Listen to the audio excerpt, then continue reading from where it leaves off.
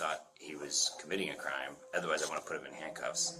The new Smyrna Beach Police Department recently made headlines after it took action in response to an incident involving corrupt police officers during an internal investigation. I asked Beatty why he was detained, and he told me that he was detained because he was refusing to identify himself. Sergeant Kirkland, along with Officers Galt and Beatty, faced scrutiny for their involvement in an illegal detention. Did you hear Officer Beatty tell Mr. Gray that if he didn't identify himself, he was going to go to jail? I did, yes. This case stands out as a rare example where law enforcement officers are being held accountable for their corrupt practices and violations of constitutional rights. Do you feel that you violated Policy and Procedure Directive 15-2 regarding that investigative detention?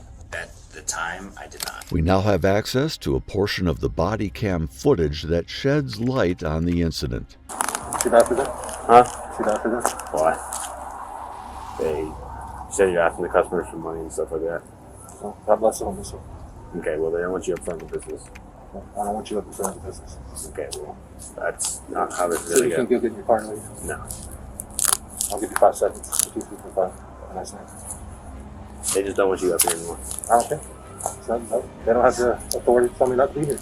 They said you're asking for money and stuff like that. That's what they said. It's hearsay. Huh? It's hearsay. I say I'm not asking for money. Okay, well, they said you're up front. So can you just go somewhere else? No. Why? Because I'm not wanting to. I put it in my heart to stand right here. I'm staying right here. Okay, but they don't want you blocking the sidewalk and stuff. I'm not blocking the sidewalk. Okay. Do you have your ID on you? I don't have any ID on me yet. Okay. And if I did, I wouldn't give it to you anymore. Alright, well, you need to just move along. That's all they want you to do. Nope, not happening. Why? Because I'm just saying God bless them as well. Okay, yeah, and you have the right to do that. Yeah. They just don't want you in front of their business. I mean, is there a reason why you're up here? I put it in my heart to be. In the captured body cam footage, a peaceful protester can be seen holding a sign that reads, "God bless the homeless vets." Despite engaging in peaceful expression, the police received a call from a nearby restaurant claiming that the presence of the protester was causing a disturbance. However, it is important to note that being bothered by someone's peaceful protest does not grant the police the authority to remove them from a public space. The individuals at the restaurant further alleged that the protester was soliciting money and causing inconvenience to others. Right. I do know that my employee was uncomfortable coming out here because we offer table service out here, and he was just standing. He was standing on our property. When questioned, the protester denied these accusations and stood firm in his refusal to leave. They just don't want you up here anymore. I don't care. They don't have the authority to tell me not to be here. It was evident that the protester was aware of his rights as a citizen and remained unperturbed by the police presence. However, the 3 police officers involved reached a point where they decided they had endured enough from the protester, leading them to initiate his arrest. They started. I'm not giving any identification. I like the inside. Okay. At this point, you're being detained. Okay. So, what's this? Do you have anything in your pockets at all? Poke, stab, or anything? Since you're asking me if I have anything in my pockets, I am armed, lawfully. Okay. So, okay. Where's it at? Here's my hands. It's in my pocket. Your front pocket? Yeah. Here's my hands. Perfect.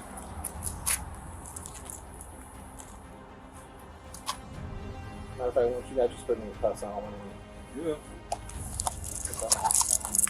I don't want. You're good.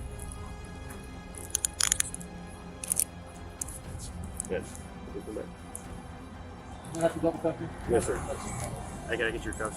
So you guys, I'm not going to do this. Listen, we're not. I just came to tell you what legally is supposed to happen and what legally will happen. You are allowed your attorney, but your attorney is a corporate. That's not us. All we want to do is identify you so that. I don't consent to any searches. I don't consent to any seizures. Well, you're right now. I'm making sure you have no knives on you.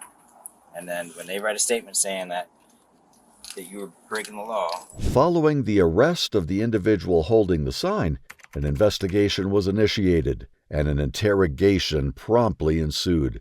Let's delve into the details and examine the footage of the interrogation. And to be sworn, please.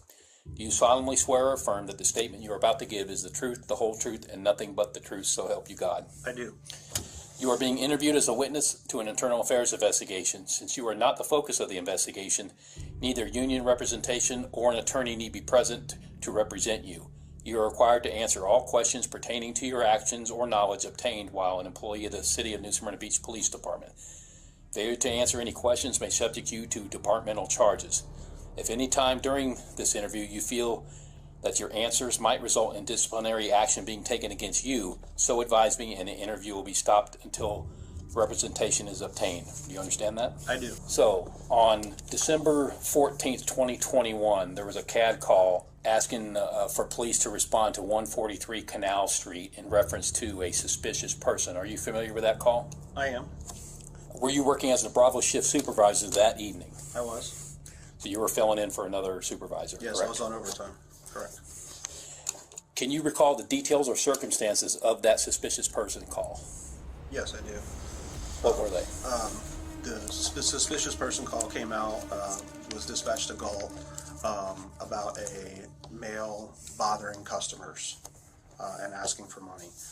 And that's the circumstances of the call. That's all we know as far as the call goes. Okay, so to you it was pretty nondescript, just a person Correct.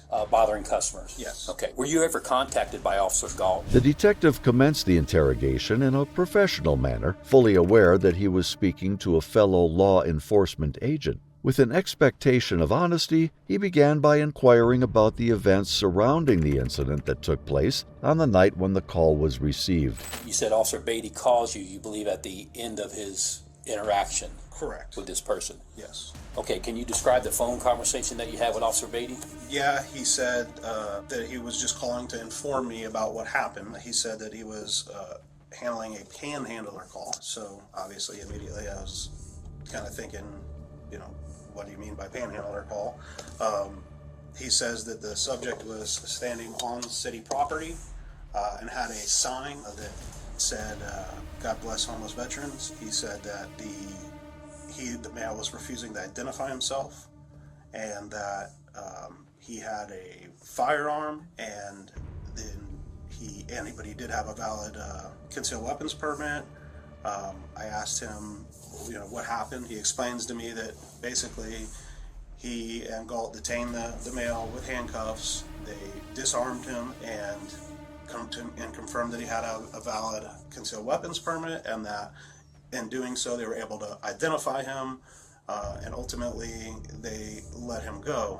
I asked Beatty why he was detained, and he told me that he was detained because he was refusing to identify himself. And I said, well, for what crime are you investigating? And he said that he was investigating panhandling. And he said it's against city ordinance. And I told him, no, it's not against city ordinance. And he said, well, it's against state statute as well. And I said, it's not against state statute. And I told him, I said that from what you're telling me, it sounds like you had no legal authority to seize the gentleman or his firearm, disarm him, even run his name. It doesn't sound like he was doing anything wrong. What was Beatty's reaction to that on the phone? He seemed kind of like taken back, like kind of shocked. Like he didn't, I don't think he grasped that I was telling him that it was not illegal. I think he truly thought it was illegal and was kind of stammering for a second. The sergeant proceeded to provide a comprehensive account of the entire situation, offering his perspective from his own point of view. So you can see Galt kind of is taken back a little bit, and he said, okay, well, let me go in and talk to the manager. So he does go in and talk to the bar staff. He tells them, the guy says that he's not going to move and that, he's on the sidewalk. I believe the bar manager tells him, well, he was on our property. So there was some dispute over what was their property, what was public property. Correct. It appeared from watching the video that the bar manager, the reporting party, that I believe his name is Axel, thought that the entire sidewalk belonged to their business. It clearly doesn't. It's a public sidewalk, and the subject was actually standing on the farthest away on the sidewalk he could be from the business. He was literally out by where the parallel parking is. Okay, let's back up for a minute. In your review of the body-worn camera videos and the YouTube video, primarily the YouTube video, before our officers arrived, did you see the RP Axel speak with this subject? Yes, he initially tried to handle this incident himself. he goes out and, you know, asks him to move along, tells him he can't be there, and of course the gentleman says that he can. He has every right to be there. He's on a public sidewalk. The Axle guy kind of challenges him and says, no, this is our sidewalk, and he said, no, it's not. And basically, when he meets the resistance, Axel says, well, fine, I'll just have to call the police then. And so he goes back in the bar. And, Okay, that brings us back to where we're at then. And so Officer Galt talks to Axel inside the bar, and then what happens? he also called for Officer Beatty to respond as backup. And he basically, the end of the conversation is, well, I'm just going to have to wait for my backup to get here. So he goes back outside. He, again, confronts the guy, and Officer Beatty comes up on scene. The bar manager made a false claim, asserting that the sidewalk belonged to their establishment. As a result, the police threatened to arrest the man for refusing to identify himself and allegedly carrying a weapon. He was standing on our property for some of the time, and you were standing in here. My employee was uncomfortable with it. Our property line is that line. In the body cam footage, however, we can see that he informed them that he is carrying a weapon, but he has a permit. They were operating under the impression that what they were doing was correct, but were just misinformed. Okay, I'm just going to ask you straight. Are you of the opinion that Officer Beatty and Officer Galt violated this subject's civil rights based on your review of the video evidence? Yes, they absolutely did. Again, I don't think it was intentional or malicious. I think that they thought what they were doing was right, and that it just simply wasn't the case. Okay, do you have anything further you'd like to add to this? No, I don't think so. Okay, this concludes the interview. As this investigation is continuing, you are ordered not to discuss any portion of this investigation except with legal counsel or your personal representative. Any request to deviate from this instruction must be directed to your commanding officer. Do you understand that? I do. Following the completion of the interview with Sergeant Kirkland, the detective successfully gathered all the necessary information. Unlike interrogations with criminals who often deny their crimes, the interaction was conducted with the utmost professionalism. Subsequently, the detective proceeded to conduct an interview with Officer Brett Galt. At approximately 1927 hours on Tuesday, December 14th, 2021, were you dispatched to a call for service identified as a suspicious person, call number P2134-82050 at the New Smyrna Brewery located at 143 Canal Street? Yes. Did you read the call notes while en route to the call? Yes. What did they tell you? The call note started out saying that there was a male dressed in all black shirt, black jacket, and originally he was asking for money from people inside there, and that's all I read because I was right around the corner from the scene, so I didn't want to get there, and that's what dispatch advised what was going on over the radio. Okay. So what crime were you intending to investigate there? Well, at that point they said that he was at or in the business asking for money, and the business owner just wanted him to be moved along, and they didn't want anything to happen to him, but at that point he was in the business asking people for money, as far as I understand from that point. Okay. Do they call that panhandling or asking for money is what it said in the call notes? Yes. Is panhandling a crime or a city ordinance violation? It's no, a city ordinance violation. Okay. Upon your arrival on scene, what did you observe? A black male, or not a white male dressed in all black, standing on the sidewalk, behind the car, holding a sign, and walking back and forth up and down the sidewalk. Okay. When you made contact with, we'll call him Mr. Gray because we ultimately did identify him during the encounter. Can you describe the interaction you had with him? I was just trying to be like people, like I am on most calls, just trying to get to know who he was, what his purpose was there. He was really blunt, not like straight up, not like asking or answering my just questions, just normal questions I had, just what are you doing there? Is there a purpose you're up here? Stuff like that. He was just keeping to himself at that point. Okay. What did he tell you he was doing? That he was just, whatever the sign was like, God bless the homeless vets. He was just trying to make people aware that God needs to bless the homeless vets. Okay. And he just kept going on that topic. Where was he at when you first encountered him? On the sidewalk, by the car, by the light post. By the curb? Yeah. Where the car's parked? Yeah. Okay. Why did you ask Mr. Gray to move along or leave the area? The detective posed similar questions to Officer Brett Galt, aiming to ensure consistency in the accounts provided. Officer Galt reiterated the same narrative, providing a consistent retelling of the events. Encouraged by this alignment, the detective delved deeper into the investigation, seeking to uncover additional details. When we investigate other crimes and stuff like that, we listen to both sides of the stories, come back, talk to each other, and I don't know where that happened. Maybe because he was frustrated with him. Okay. Do you think that would have been a more prudent course of action to continue the investigation and figure out what's going on? I think yes. Did you hear Officer Beatty tell Mr. Gray that if he didn't identify himself, he was going to go to jail? I did, yes. Okay.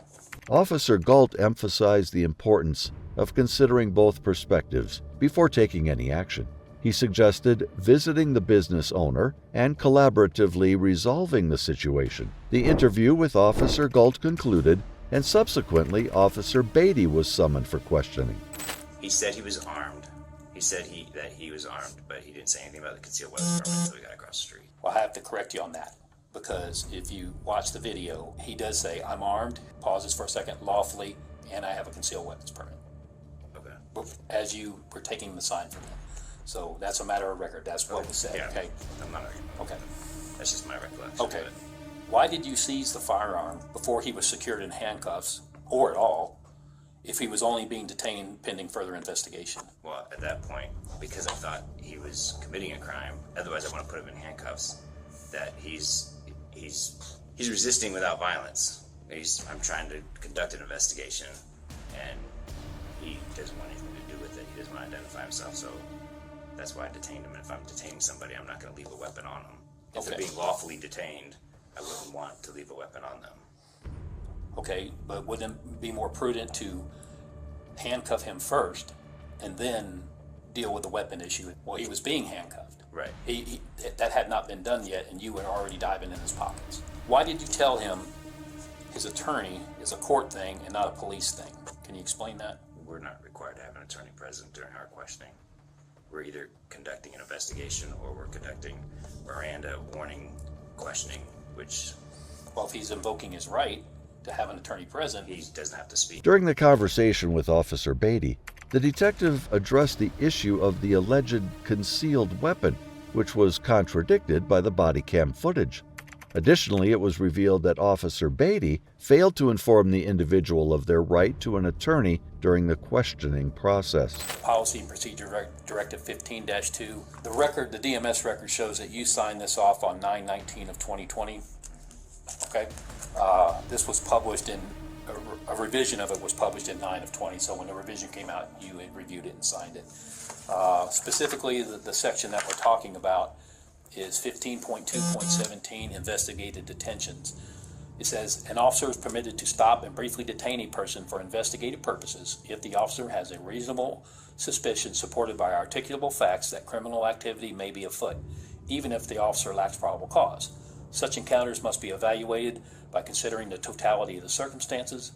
Investigated detention should last no longer than is necessary to effectuate the purpose of the stop.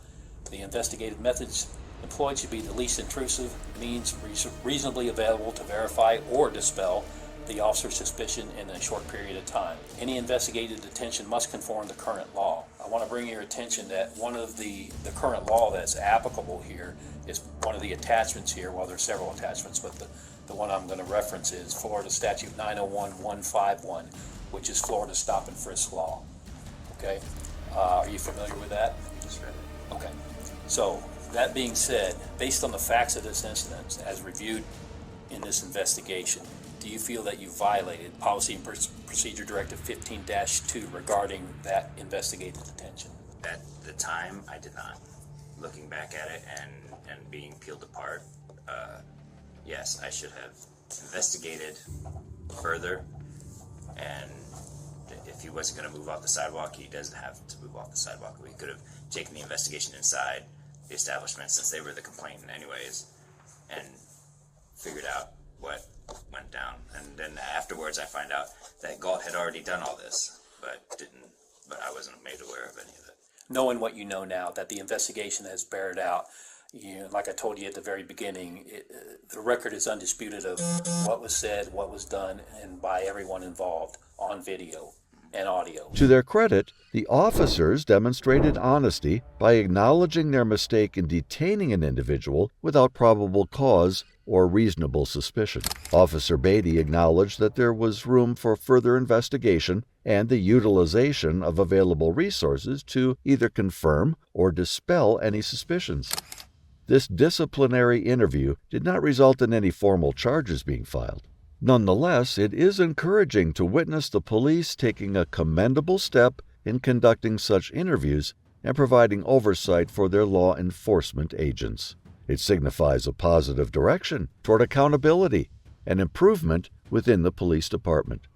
It is also important in building a relationship with the general public, which is based on transparency.